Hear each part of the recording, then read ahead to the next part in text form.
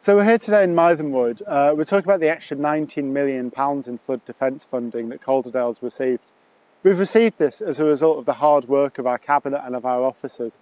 Calderdale was seen as a national example of how you do this, how you respond to an emergency like flooding.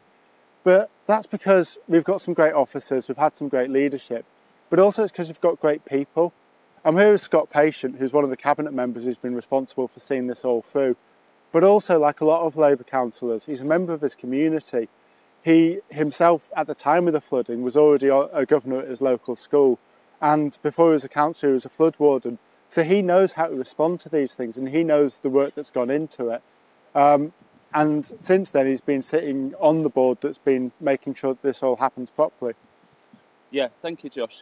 What Calderdale's been really good at is thinking outside the box. It's not just invested in some of the more hard flood alleviation schemes. It's also really invested in people, and you can see that through the work the NFM groups are doing, like Slow the Flow and Tree Responsibility. That involves working with highways to minimise the amount of disruption on the roads, and also with all the other agencies to make travel that little bit easier.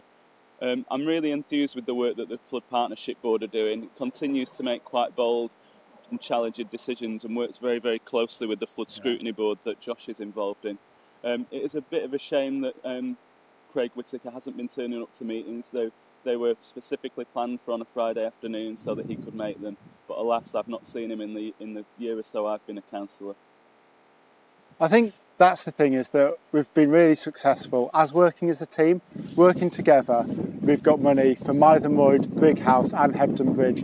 So great news on the funding, but we've still got a lot of work to do to make sure that all comes to fruition and we see it happen. And we both agree that our towns are going to be absolutely fantastic when this is all finished and people are going to be more secure in their homes.